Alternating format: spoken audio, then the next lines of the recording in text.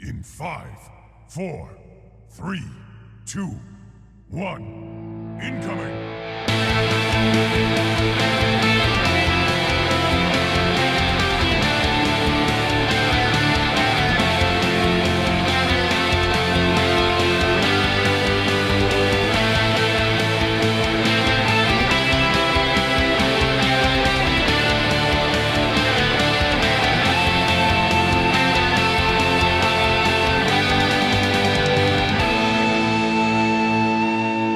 What's up, everybody? Welcome to the Omnic Lab. We're a podcast that helps focus on the strategy in the game of Overwatch. So pack up those Nintendo Switches, put down that Zelda amiibo, and make sure you put down your Pro Controller, because this week is Omnic Lab week for Overwatch. We learned through trial and error in the lab, even if things get a little crazy and sometimes blow up on us. So buckle up this week. We got a little bit of a different episode than we normally would have. No guest this week. But we're going to be talking about the changes that are now on the live server. And then we're going to talk about a really big PTR update that we got that sparked an internal idea between me and Andres to talk about how Blizzard is going to balance and balancing philosophy around the heroes, not necessarily the maps, but the heroes. So I'm your host on episode number 46, Rob May, and joining me as always, our native from the United States is Andres Gomez. What's up, Andres? What's up, Rob? Exciting day. It's beautiful outside, even though yesterday we were like thunderstorming over here. It's like almost like a hurricane. I had to turn up my computer because I was scared. But it's super beautiful. Whoa. And yeah, I'm having a hard time putting my Wii away after we got Zelda in the house. That game is so freaking fun. I've been loving every second of it. Yeah. Now I don't have any time for anything between like work and content creation and Overwatch. Now trying to sneak in Zelda is like, man, my girlfriend's giving me the dirty look all the time now. Not to mention we got a new Hearthstone freaking crazy adventure we were just talking about in the pre-show that looks dope. Looks really sweet. Absolutely. Yeah, some cool stuff coming along the way for sure. But yeah, we usually keep a pretty tight show. But let me tell you guys, just a quick side note. For those of you that are like full tilt into the strategy of Overwatch, something that's really good for you as a player is actually the mental fatigue healing that you can get from playing something else or doing something else that is video game related. So you're staying sharp, you're playing something else. I know that for me, playing Zelda has helped me channel my inner Hanzo main, because I can buy arrows all the time and shoot things and not get my teams flaming at me, and I have beautiful music and scenery to calm me. So it's pretty cool. It's like being in Hanamura all day long. I gotta agree. And I gotta agree with that. Yeah, I must say, being in Breath of the Wild is just really, really calming. It's really great just to have something that's very open and relaxing when you don't have, 5 other people getting down your throat and your Genjis or maybe your new Orissas in quick play. I need healing. I can't handle that anymore, you guys. Overwatch, as much as it is super, super fun, it can be a very stressful game. And especially if you've been playing it for a while, it can really sometimes get to you. And I agree, like playing a game where nobody is really counting on you or relying on you, and you can kind of just like get lost and immerse for a little bit, has been like almost healing, that's for sure. And yesterday I came back to Overwatch and I was like fully rejuvenated. I was like, let's do it, guys. I'm ready. Yeah, I was very surprised at how sharp my skills still were. Even today, after taking like 2 or 3 days and just not playing, just kind of like easing back into it. But I was really surprised. We only went 1 and 2, but we had one of those, or like 2 of the 3 games where people are just literally throwing. And then the game that we won, the enemy team completely threw. It was 6 DPS, Andres. 2 diamond, 2 plat, and 2 golds against whatever my team was trying to like communicate. And I'm not even kidding. It was Hanzo, Torbjorn, Sombra, Junkrat, a Widow, and Soldier. It was like the dumbest team comp and it was really, really weird. There you go. If and you're we almost didn't cap point 2. If you're getting to the point of them team comes, Anubis. it's time to go play something else. Like Infinite Number One says in the chat, he's been playing No Man's Sky, the updated version. I used to play that game, but we all know the controversy of the game. We'll not go into it. But yeah, that's a good example of a game to just chill. Nobody's counting on you. You get to explore, you get to see some nice stuff, and you get to play a game just for the fun of it. Because sometimes Overwatch can't really be so much more than that. It's so competitive, and everyone's striving to increase their rank. It's definitely a stressful environment, but we do like that, and that's why we're here, and that's what we're here to talk about as well. So let's cover some quick announcements for you guys at home. Again, so 2 announcements about us and 1 announcement about BlizzCon. So the first announcement is that the game night is still happening. It's happening on March 31st, and it is happening in United States game night neighborhood time zones, as it were. However, it will be just like the last one, where the game night time zones is going to be about 10 to 13 hours, give or take. So if it's your time zone and you're in the United States in Pacific or Eastern, don't worry about it. Try to get on after work, sometime after dinner. Well, chances are we're still going at it. So come in, hang out. We're going to go play. But after that, you're going to want to be aware that patrons have a giveaway. So we're going to be giving away some cool stuff on that game night. We're going to be giving away a $20 BattleNet card. We'll get that to you. And then we'll also be doing some giveaways in the future game nights. So anytime we do a game night, you can guarantee there'll be a patron giveaway. And the last is about BlizzCon. So no, BioShrimp, for those of you watching the video, I was waving my finger around because I always have something in my hands. It was eye drops. It was not nose spray. I don't even think you can get nose spray here on the video. Sorry for you guys on audio listeners. It'll give you something to laugh about in your car maybe. But the BlizzCon, the ticket sales have been announced for the official days. So this is going to be April 5th and at 7 p.m. Pacific Daylight Time. And April 8th, which is a Saturday, 10 a.m. Pacific Daylight Time. So the 5th is what, Wednesday? Is that right? 5th is Wednesday? That's correct. I think that sounds right. So Wednesday 7 p.m. Pacific, 8 Saturday, 8 a.m. Pacific. So mash those F5 refresh keys, take the day off or take a half day off to make sure you can get it to work.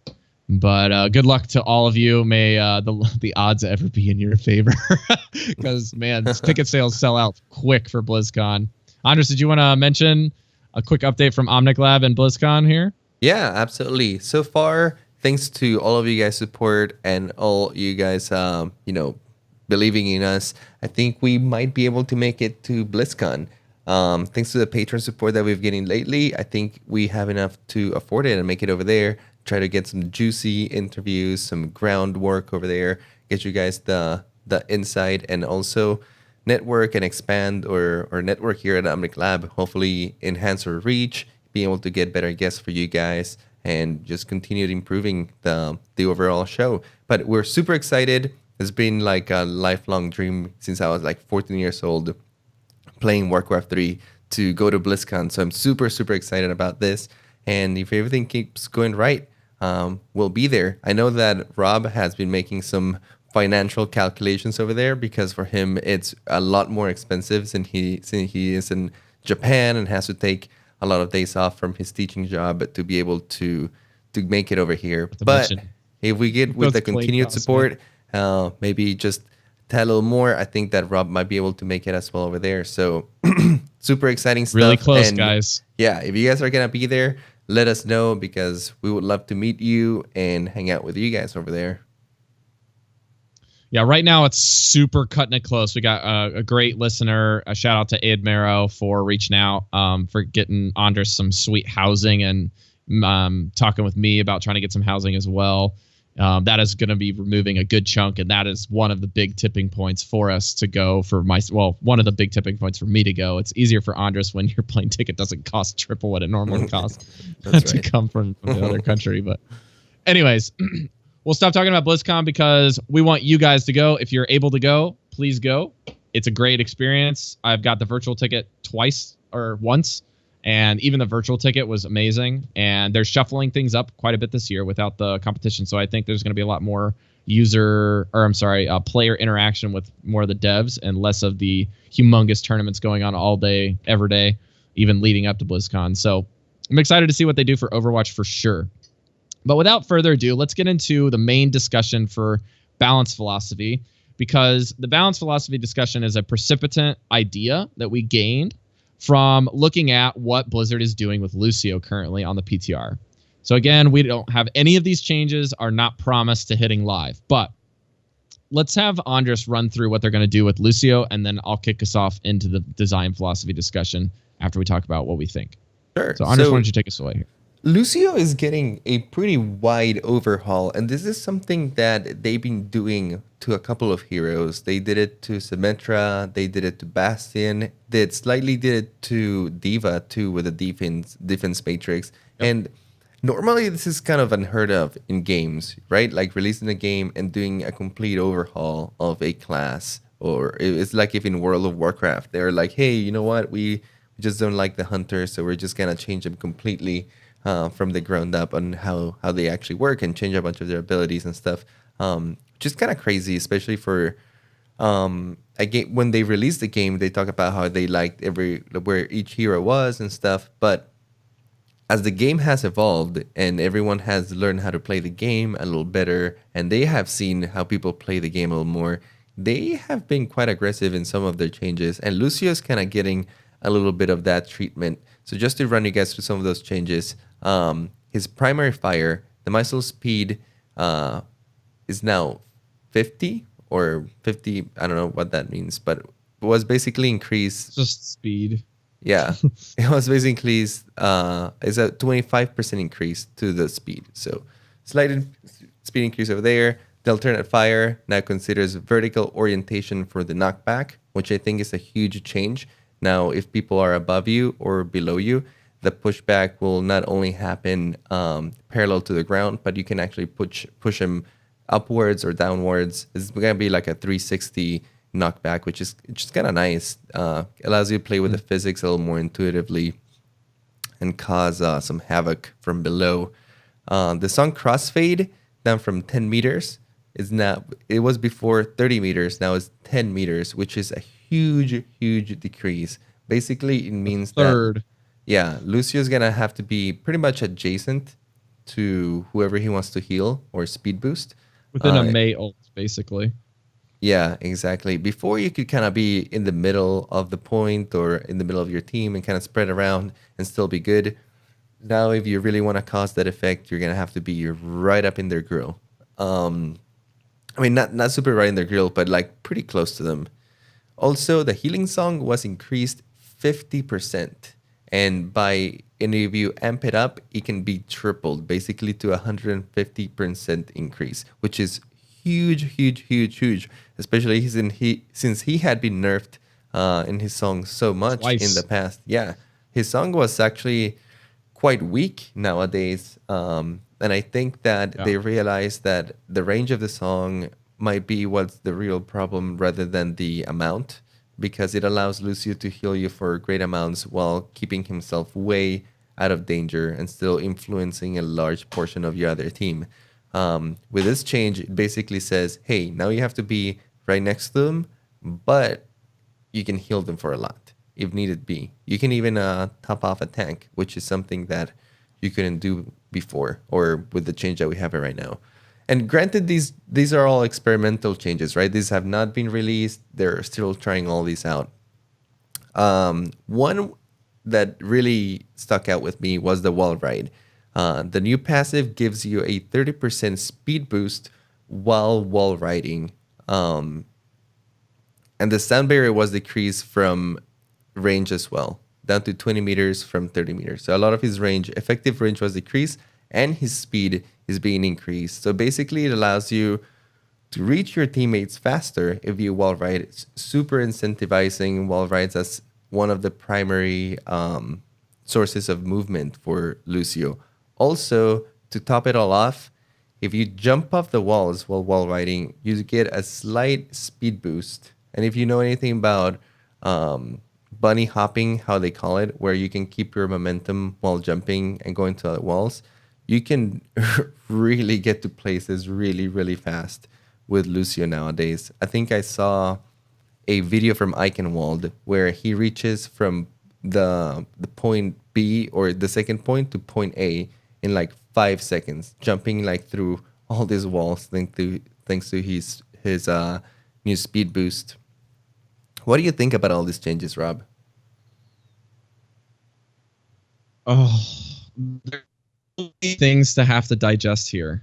Like, there is just an unreal amount.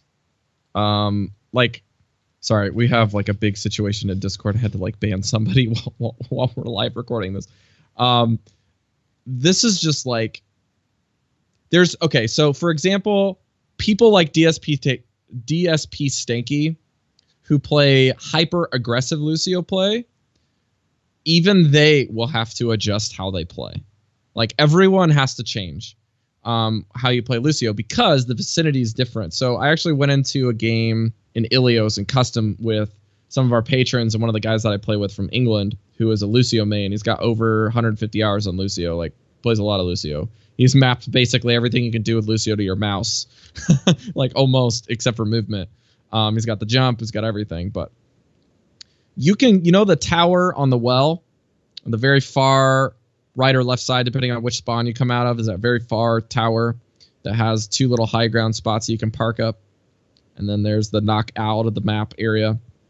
Well, you can get about just past the midway point and heal the opposite end of the point with Lucio while riding on a cylindrical unit. So you can actually go back and forth without stopping because of how the wall is shaped. You can actually just wall ride back and forth, and you can heal all the way across the point and be vertical away from them to heal them. Like, that's how crazy the range is. So bringing that range down, you're not only going to have the 10-meter radius be pure 2 dimensions of X, Y, but rather the radius is going to extend to a sphere, similar to a Reaper ultimate. So you're going to be able to heal and speed boost in that area. So your verticality as Lucio players is going to need to diminish significantly, but be still utilized in order to dodge shots and continually be in the fray and be aggressive. But you can't just like climb pillars on Ilios and top off your team. It's just not going to work that way anymore. Yeah, you're going to have fray, to be. But at the You're going to be right next to them to be able to do it for sure. Yeah, and I think that goes along with why the developer comments here said that, quote, Lucio has often felt like a must pick due to his raw healing output and the versatility of providing a speed bonus to your entire team. The goal of these changes is to keep these elements feeling strong, but make them harder to apply to everyone on your team at all times. So the end result is that he should feel stronger with teams that he can stay close to, but not as strong when the teams and heroes are more spread out, like Hero, Widow, Genji, and other flankers or backliners.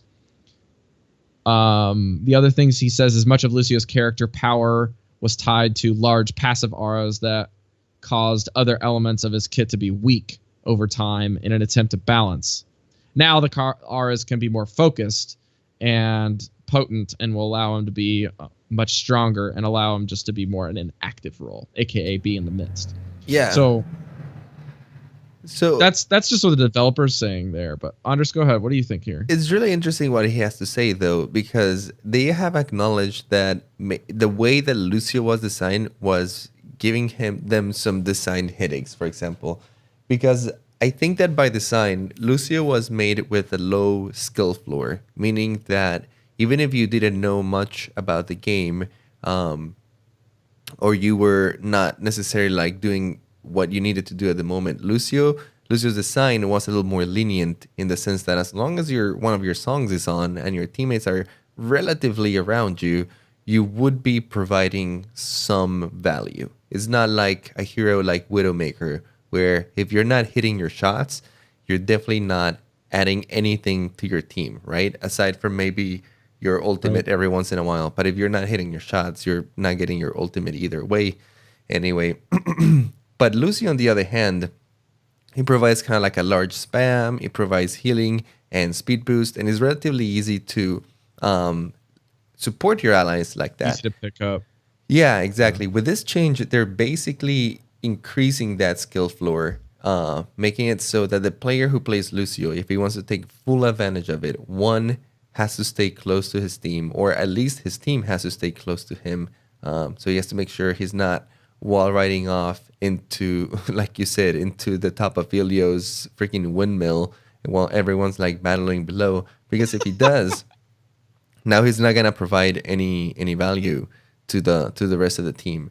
Aren't hitting anyone. And I think it's also a welcome change, for example, because the playstyle that sometimes Lucio gets is basically that. I'm going to speed boost my entire team to the point, and then I'm going to go hang out upstairs and heal everyone from above, or speed boost as necessary, but not really engaging in the fray of the battle, like other healers might have to do, like Mercy, for example, in order for her to get the heals off.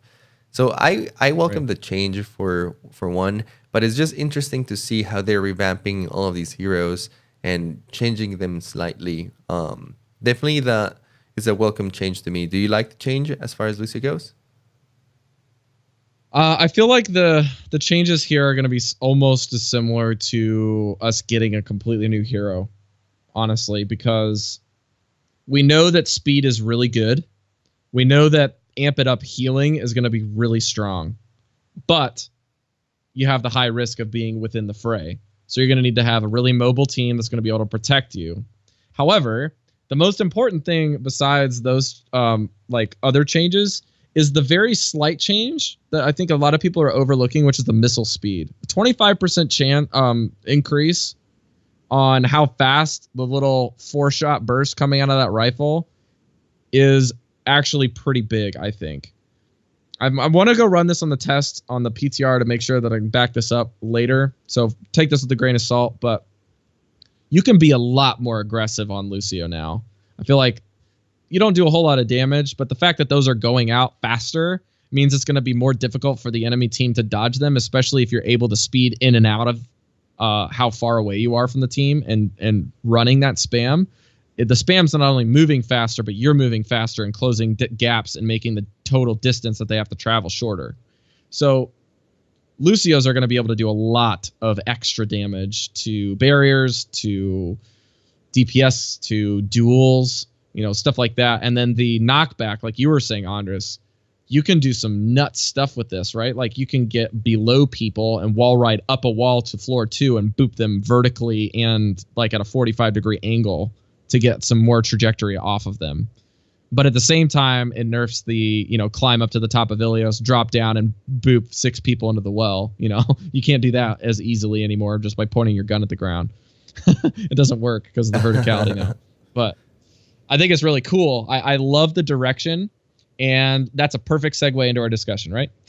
Yeah. So absolutely. Way to tee it off. All right. So the discussion, guys, is Overwatch balance philosophy in relationship to heroes. So we want to probably throw out a quick disclaimer here. When we talk about this balance, we're not talking about it in a sense that we're like upset with the current balance. We're trying to like parse together two seemingly differentiating styles of player balance for heroes, two different styles of hero balance, and kind of like present this in the show as if Blizzard, this is like the information that you guys have given us. You've communicated a lot with these Lucio changes, with other hero changes, but we want to see kind of if we're on the right track of assuming these things instead of assuming these things and being an entitled player and like, okay, this is exactly what Blizzard is doing. I know exactly what they're doing. So here's the two things that we have. And again, these are going to be a little mixed, but the first one is kind of they can balance a hero in the game to be somewhat powerful in what they do in their kit in basically every map and can be fit into many different team styles of play. Even though the hero can still retain its uniqueness It still has innate power in it. The other side is and making sure that every hero has somewhat of a, I guess for the lack of a better phrase, is competitive viability.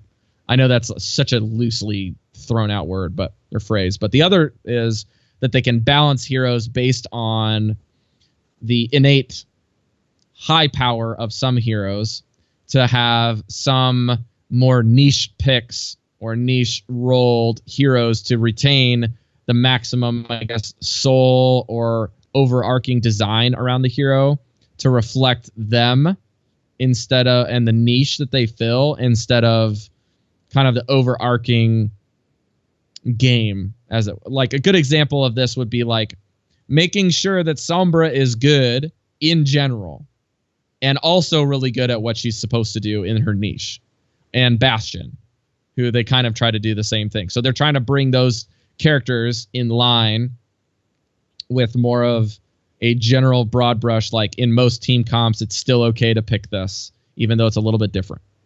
Yeah. So basically, I'll stop talking about Andres. What do you think about this, man? The way I see it is there's two schools of thought when it comes to balancing, right? Like trying to make every hero be viable in every map and close to a power level, right? That everyone's kind of like equally viable. Like if you play Hanzo or if you play Soldier, you will have about the same win percentage in every map with both of them. And we're talking about perfect situations here. Obviously, we all know that in real life that's not feasible, but that's kind of like one school of thought. The other school of thought is not have every hero be equal in the sense that in pick rate or like in your win percentage, however you want to measure this, however you want to measure success, not have every hero be equal, but have certain heroes that even though underpowered in a lot of situations, can be the best pick in very specific situations as you're trying to do very niche things, as Rob was trying to say.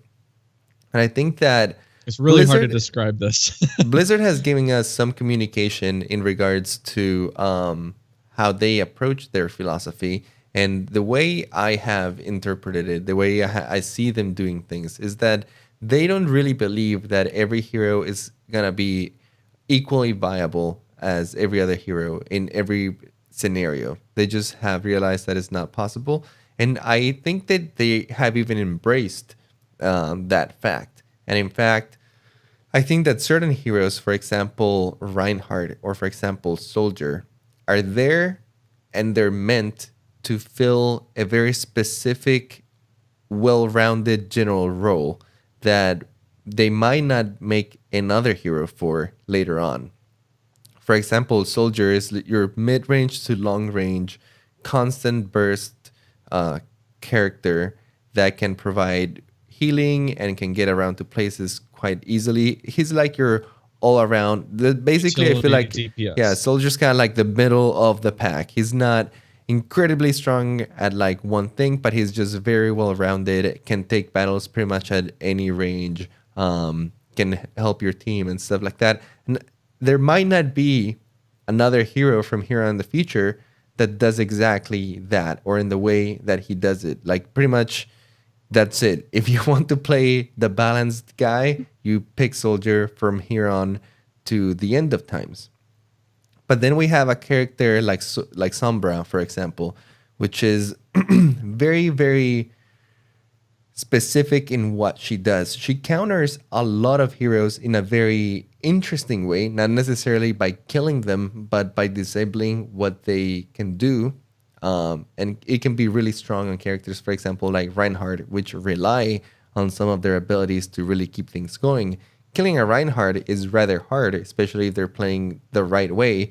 But, and guess what? You don't necessarily have to kill him if you make his shield go away and now put a ton of pressure on him to the point where he can't do what he normally does, which is contest a point. With no shield, he has to back off. So suddenly you have this character that influences the game in a completely different way, like Sombra.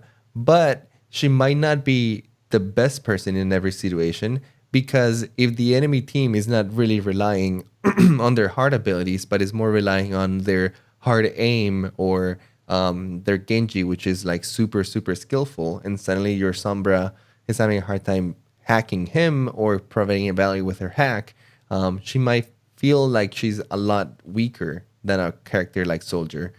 And I for one, I think this is a nice way to approach it. I think that it would be nice to have very central characters, like for example, McCree is your go-to mid-range hit scan brawler, and that'll be him for the end of times. And there might not be another character like him, but the characters that are going to come might be a little more specific. Like for example, Orisa.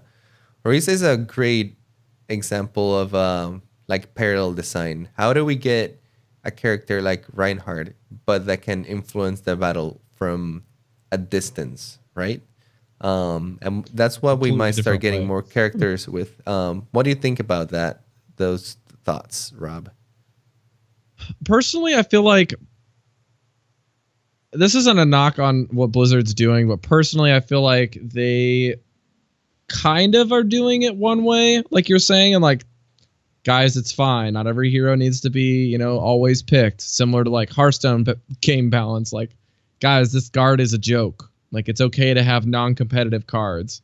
But in Overwatch, it's a little different. Like, they don't want to make every hero feel like, oh, this hero is completely, fun. Like, Overwatch is a really competitive game. So they're trying to get like super niche roles in the long run are going to be much more common as you expand the pool. I mean, that's just how it works. Like, there's only so many ideas you can pump into a game like this.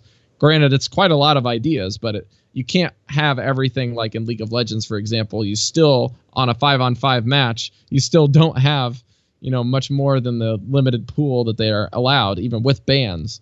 So the difference here is, I was talking with my wife actually about this, ironically, but Overwatch has to have a completely different set of balancing style and balancing standards when they're talking through heroes internally, when they're running tests, when they're giving it to us in PTR, when they're even doing stuff on live. Because the game is revolved around heroes that are unique and represent certain roles and certain counters that exist for them, as well as what they counter. And then, on a dime, you can switch. So the hero switches is very relevant to how you balance the game. And I think there's a lot of validity in making their hyper niche roles, like we think that Blizzard's okay with, making them a little bit more stabilized to kind of a middle ground for all heroes. Obviously, you're never going to do that because of how people min-max everything in Blizzard games in general, or in competitive games just in general. You're going to min-max it. You're going to find what's the best and what's the worst. But I think it's still okay from a design philosophy segment to bring up people like they're doing, like with Sombra, bringing Sombra up a little bit and bringing Lucio down a little bit. They're still filling niche roles. They're still doing their things, but they're probably doing their things a little bit better so that you can be like, I think I can pick Sombra in this situation, instead of like, Sombra's a troll pick. Or Sombra's only good in this, or Symmetra's only good on icon wall defense on when my team is got 3 healers, or or 3 supports, sorry. Something like that. Like the specific situations, because we saw them change, Symmetra, they've changed Bastion, they've changed Sombra, they're doing this with Lucio. They did a huge change to Diva. And these are like just backlog things that they've already done. And even introduction of Orisa is kind of just like, okay, guys, you don't have to have Reinhardt in every competitive match that you watch on Carbon series, for example. But I don't know. That's just kind of my thoughts. I feel like Blizzard's really trying to present alternative options for us and trying to make them not hyper niche, but kind of still trying to find somewhat of a middle road is still okay. But what do you think? I kind of like wrap that up. I do agree with that a little bit. Even though we talk about niche picks and all this stuff, I do agree that Blizzard has done a good job of there's no like hard counter to every hero. Like there's mostly soft counters, and that is mostly dependent on playstyle and how your team is working together and supporting you. Because even if one hero has an advantage over another hero, depending on your team formation and stuff, you can really mitigate a lot of those weaknesses, and depending on how you approach it too. I personally like a little bit of differentiation and niche picks. I personally don't think that every hero should be equally strong in every sense of the map. But at the same time, I think that the way Overwatch is set up, there's room for a lot of creativity, and especially teams who can really go on and experiment with certain niche picks.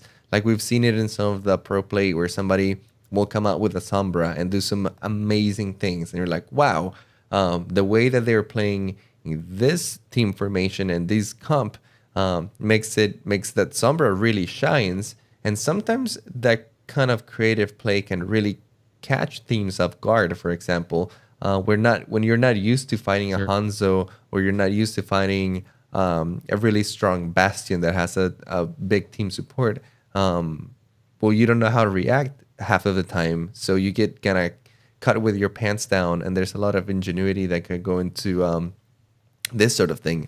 I don't know. That's kind of like my train of thought. I think that niche picks are okay. I don't think that Sombra should be able to kill as many people as Soldier, or maybe she kills more depending on how she gets played, if she's getting exploited in the right senses.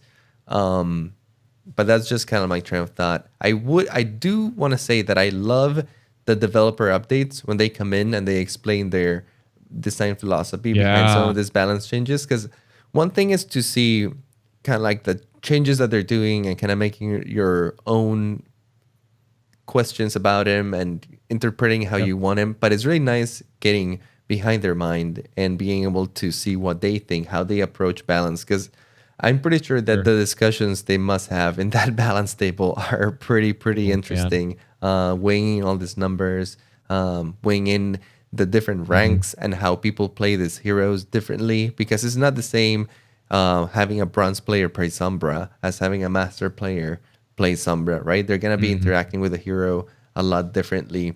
So for once, or for me at least, I definitely encourage them to keep doing these developer updates. I would love to hear more about them. I would actually like to hear maybe a little more in depth of their own balance philosophy and how they exploit that. We definitely open the invitation if any one of them want to use an open forum and come to the show and talk about it.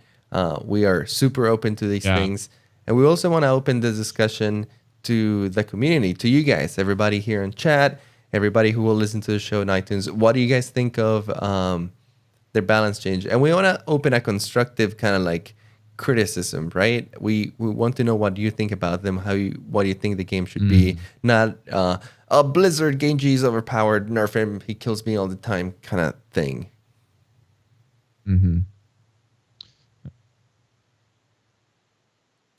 All right. Do you want to say anything else about the balance discussion, or do you want to move on over to our I'll just emails wrap it up here. We have the thing that I would just like to voice is I really appreciate Blizzard when they do changes that are increasing or decreasing the power level, or at least the appearing power level, because people have these unreal black and white opinions of heroes when we get even a minor stat change on PTR. Man, let me tell you, YouTube just blows up.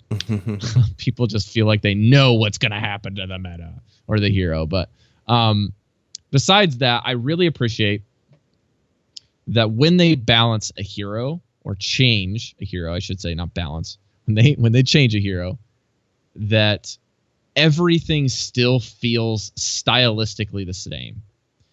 Like the heroes still feel like Lucio. The song is still affecting you. It's still an aura. It's still there. And Lucio is still jamming with his buddies, but he has to be closer to them to do it. He has to be closer to them to be more involved. And I feel like that is way further in the lore and the aspect of who Lucio is as a person and as a character that Blizzard has created beyond just what the kit does. You know what I mean? And like the same thing with the survivability that they're giving to Sombra with the 4-second translocator. Making her more of a slippery target as an infiltrator and a hacker seems so stylistically critical to the enjoyment in the holistic way of how you play, how you interpret, how you read, and how you like Sombra. You know what I mean? And so the other thing is I feel like that's kind of to go along with the Ironclad thing that they did for Bastion, right? It's like the dude's made of iron. He's a beast Omnic. He's meant to be really tough to get rid of, you know? And just this machine turret. And people are frustrated, rightfully so. I mean, I think the people in the Omnic Crisis will be pretty frustrated when you see 200 of those things in a big field, you know? That's a problem. Yeah, I've been there frustrated with that one. Blizzard nerf. I mean, you should just run into arcade. Yeah, just run into arcade during the Ironclad and try to do 6-on-6 no hero limits where you have 6 Bastions all self-healing themselves in Sentry mode, and then you got like, and you're like, oh crap, March of the Penguins, the tank edition's here. Like, oh man, just getting messed up. But that's just my 2 cents. I really appreciate the high level of detail that Blizzard is doing that is not just balancing, but is also stylistic and lore focused. So props to them. That being said, we have a few more updates to the PTR before we get into what's going on in the live servers. The cool things are that the lore and backstories, speaking of my appreciation for this, is now going to be added to the hero browser. So when you go check your skins and poses and all that, they've added a little bit of a blurb for the lore. So maybe you guys can spend some time on the PTR this week if you guys are your lore nerds and just check out some cool stuff there. Maybe you learned something you didn't know. They even did this for kind of the off character skins, like for example, the Joker skins for, and the Jester skins, sorry, for Junkrat, or the Mobile Suit Gundam skin for Pharah, like whatever floats your boat, go check it out. And then we have the custom game settings are now going to be able to be saved as a preset in the game detail page. I love this change. That's so perfect. Like, this is a necessary entity for making custom games for game nights, like what we want to do. Hopefully this rolls out before the 31st, hint, hint,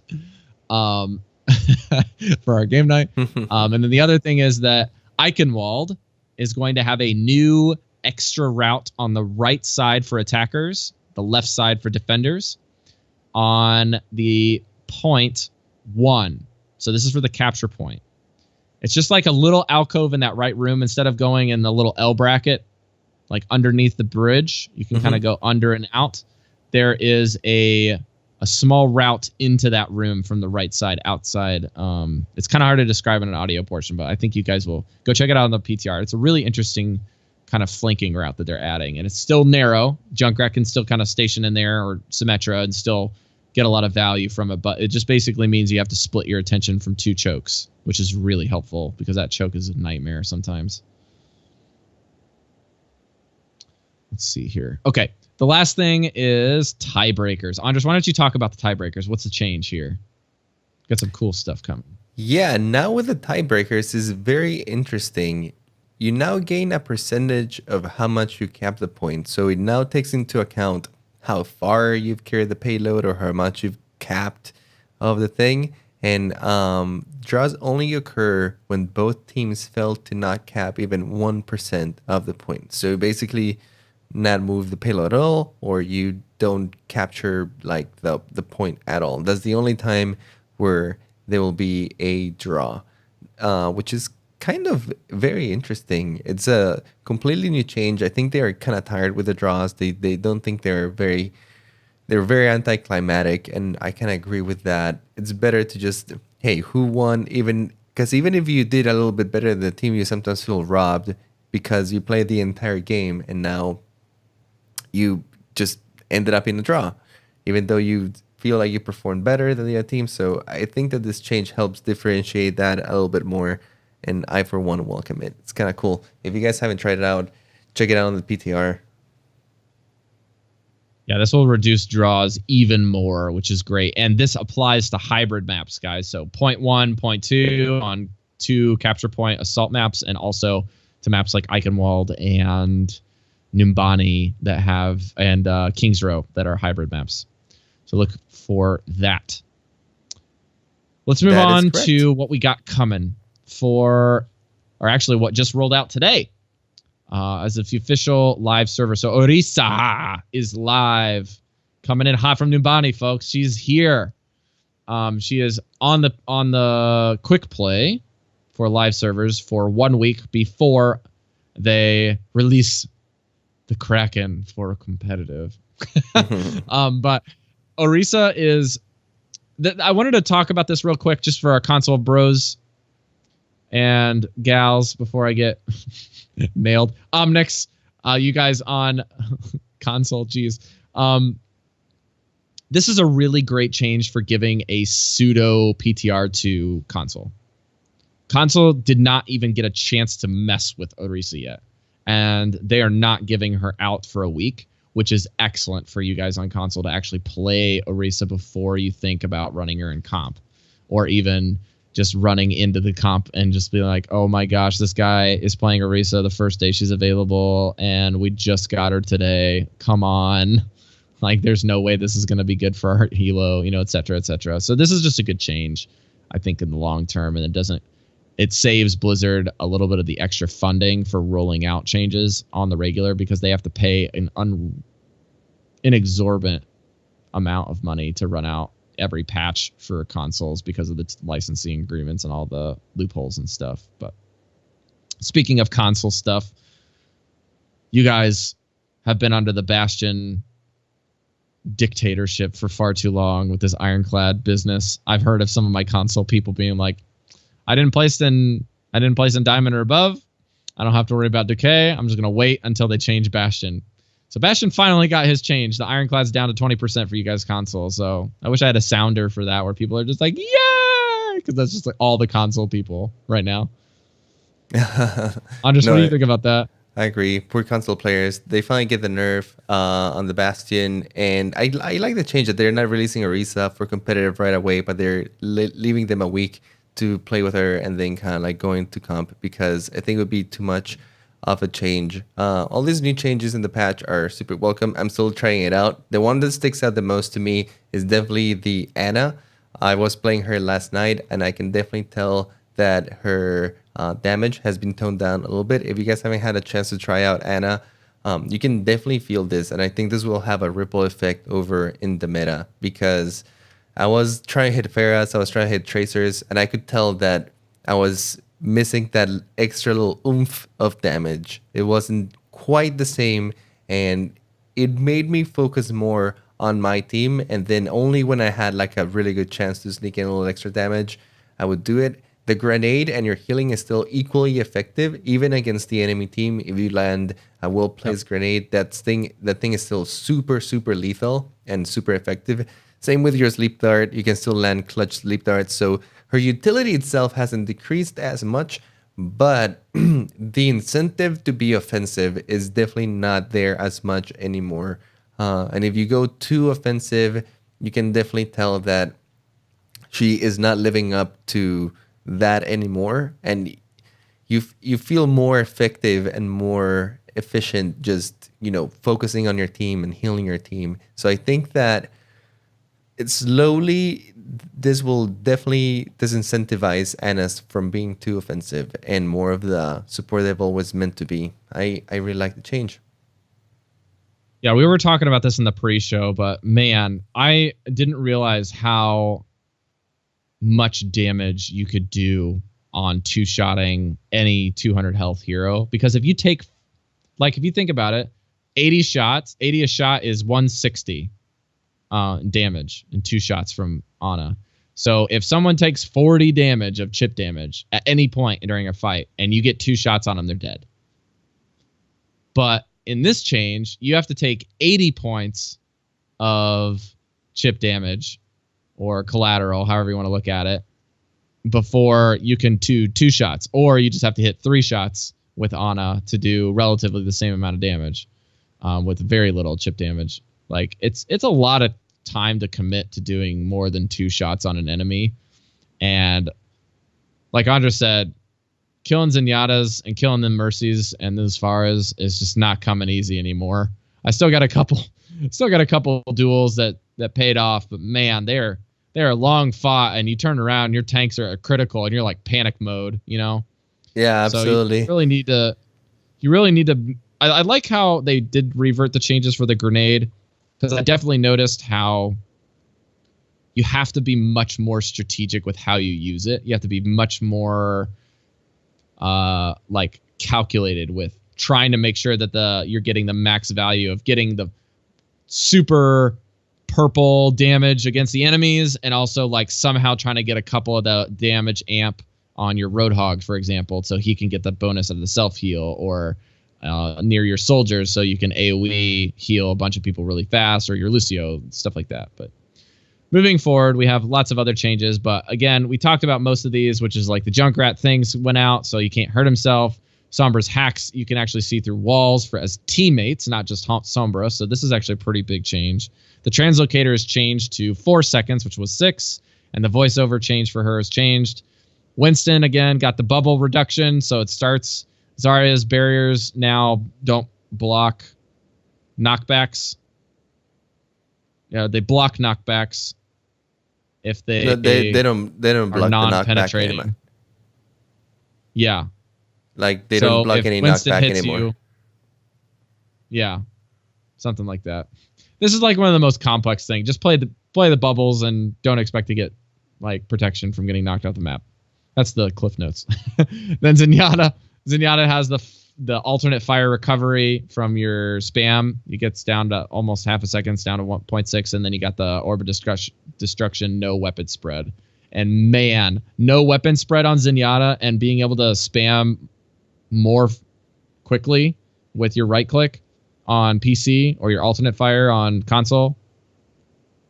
Unreal. My accuracy has gone through the roof on this, and I've just been playing a couple games with it. Nice. I haven't had a chance to try it out. I personally kind of like a little bit of the spread. When I use the alternate fire, I already kind of strafe from A to D a little bit, especially if I'm spamming in a certain direction just to cover a little more ground. So I personally didn't have a problem with the spread as much per se, but I guess if you have really, really good aim with Zenyatta, this might be a little better for you. But yeah, those are the changes. There was a little bit of...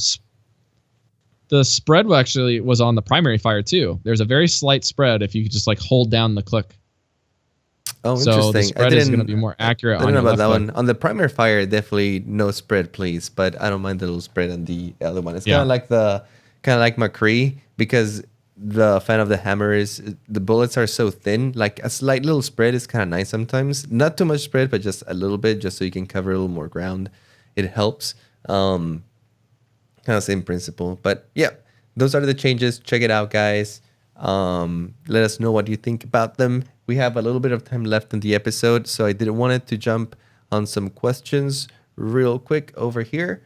Let's talk about this one. Email from the chat. Actually, we have Id Marrow asking, my question for you guys is, looking back into the past, how do you feel they should have approached the Ana tank meta? Do you think they took too long to approach the issue? All right, Id Marrow, that's a good question. I do feel that the tank meta lasted for quite a bit, but I don't know if necessarily it was because Blizzard didn't want to approach it or didn't want to make any changes, but I think that it was more because of the changes that they were trying to do. It was around the time where D.Va got a major overhaul with her Matrix, and suddenly she became super popular. And I don't think that people were ready for all these tanks, right? People were playing the game with Genjis, especially a lot of Genjis and Tracers, and they found out that they were not being equally effective against these super tanks, even though later on people started realizing how mobility can really, really mess these comps up, because you can get on their backline really easily. They don't have as much ways to come and check you around. But I personally think that we had to go through that tank meta. We had to know what it was like to do triple tanks. And finally, Ana also caught up with the skill level. I feel like before the tank meta, it was like the season where people were still bashing Ana on how bad she was. And it was more because we hadn't tapped her full potential. And I think that everything kind of like came together, right? Like the D.Va changes, then people figured out Ana, and then like people started trying out this like super new comp, and the nano boost was so strong, depending on how you were using it, that I think it just hit Blizzard like a train wreck, right? I was like, whoa, this comp is now really strong. But I think it was only exaggerated by how people starting approaching it, right? Like they saw the competitive people doing it, the pro players doing it, and it was also an easy comp to approach, right? You didn't have to be a pro Genji or a McCree that never missed his shots. You just had to play Reinhardt, Zarya, and maybe your Roadhog had to be pretty decent with his hooks, but that was about it. It was a more forgiving comp. You didn't die as much, so I think it was just kind of like the perfect storm for this comp to be there for a long time. And while I do agree that some changes were needed to kind of like shake it up a little bit, and we have gotten a ton of those changes lately, especially with Bastion, for example. That's a pretty good counter to a very tank-heavy composition with a lot of barriers.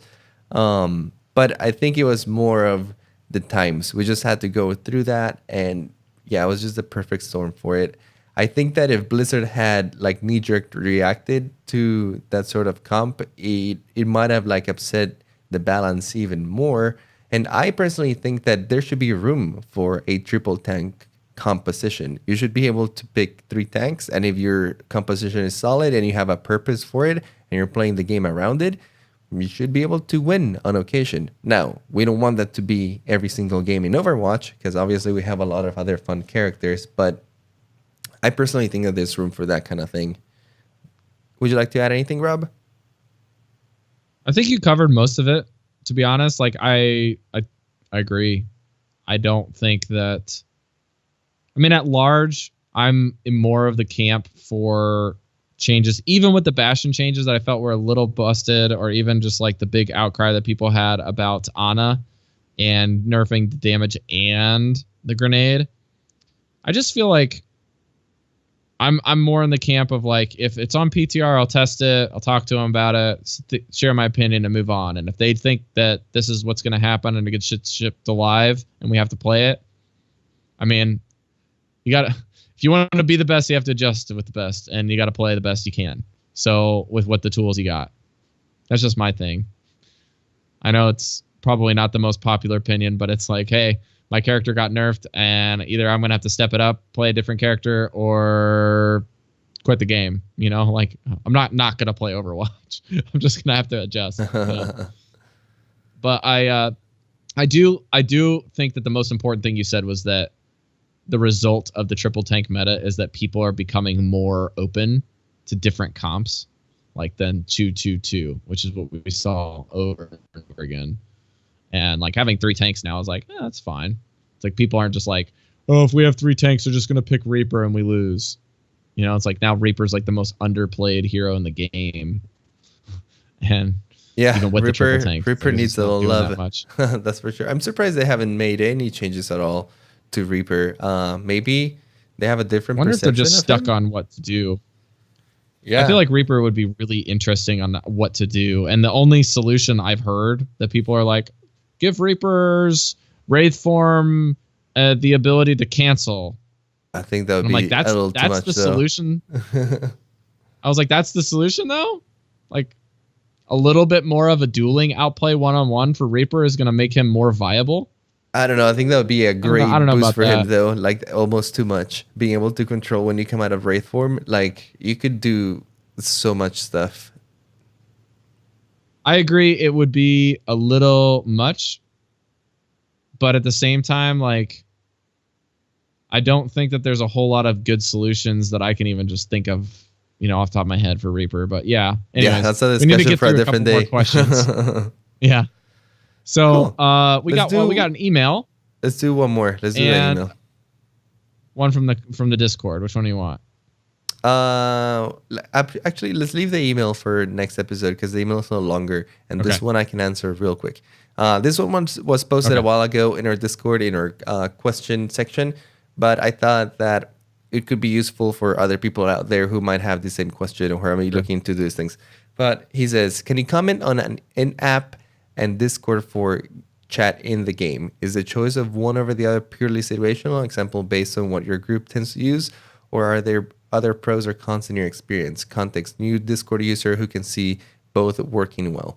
I think this is a good question. I actually use both of them. If I'm playing just solo queue or just by myself, I usually just use the voice chat, which is pretty good. It's pretty decent. The quality is really good.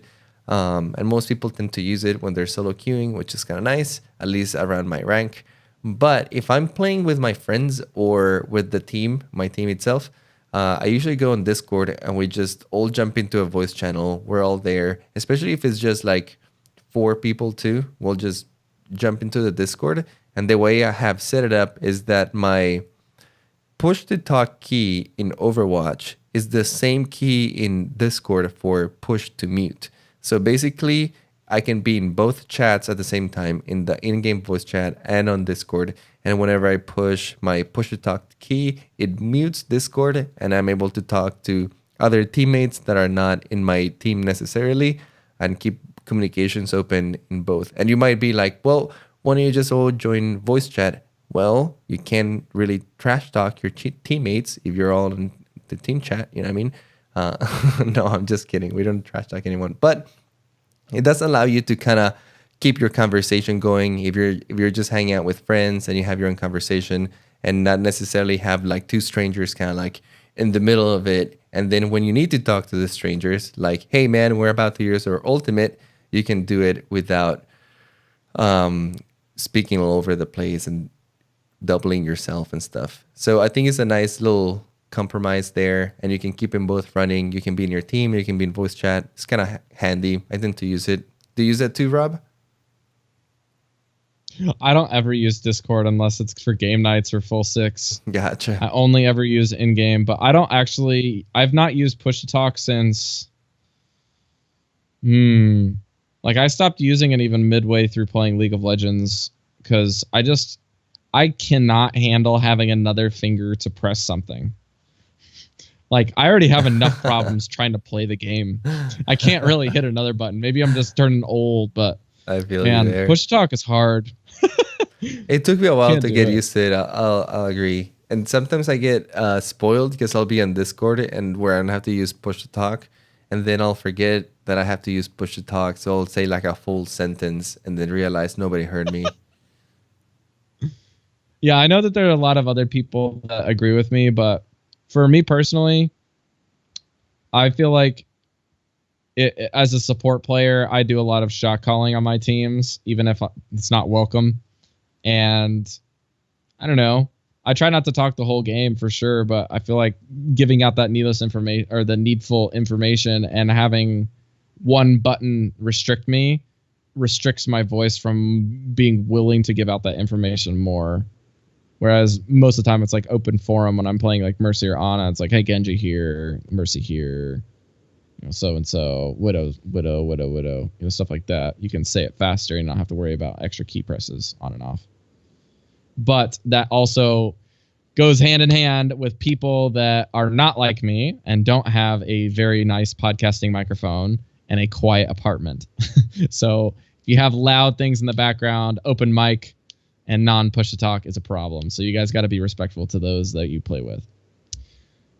But thank you guys so much for your questions. Rhino from Discord and Aid Marrow from the chat, the live chat. This is really cool. This is probably the biggest live chat we've had since we started the show. This is really exciting. Nice. And yeah, thanks everyone for coming. We got an email from Joey K. We're going to bring up next week. So Joey, we got your email. We're going to bring it up.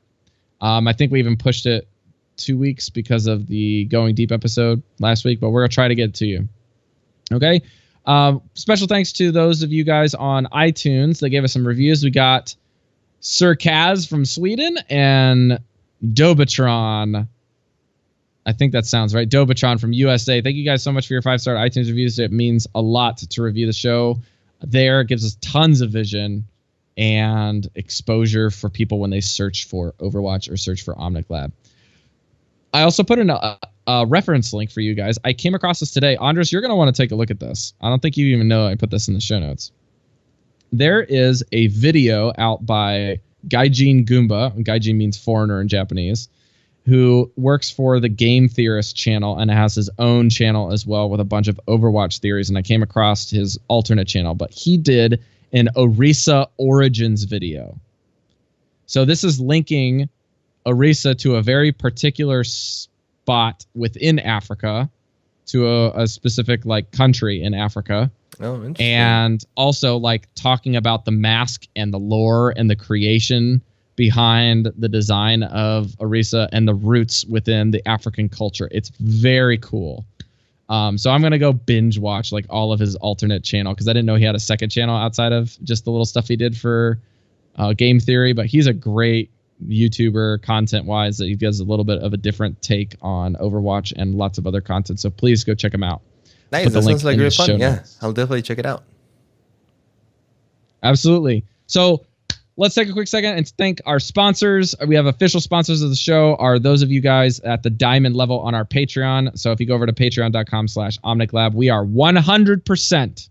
It feels good to say that. We are 100% supported by people on Patreon and do not run any other external sponsors currently. So special thanks to RC Crispy on Twitch and Magic, a bit like Magic on Twitter, as well as Ben W, Milk, Zampano, Cody K, Ice Weasel, and Mikey as our diamond level sponsors for the show. You guys make the dream work, as well as all of our other patrons that are faithfully committing at their price points. And speaking of which, we have 4 new patrons this week. We have Sketchy Nonsense joining the sponsors at the diamond level, which fantastic name, by the way. And we have Travis S, Matai M, and Cody J joining in with the other patrons. Thank you guys so much for committing and pledging to pay.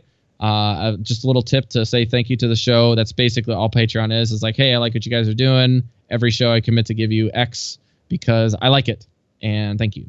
And there are some perks for different levels to incentivize you here and there. But thank you guys so much for your sponsorships and all of that.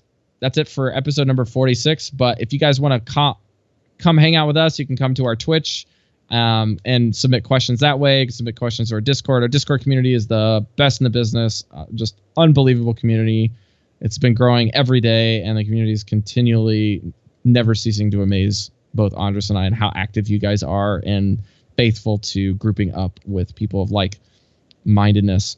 Andres, did you want to mention Ice Weasel, one of our sponsors, like movement for the Team Bronze movement that he's been putting together? Oh, yeah, absolutely.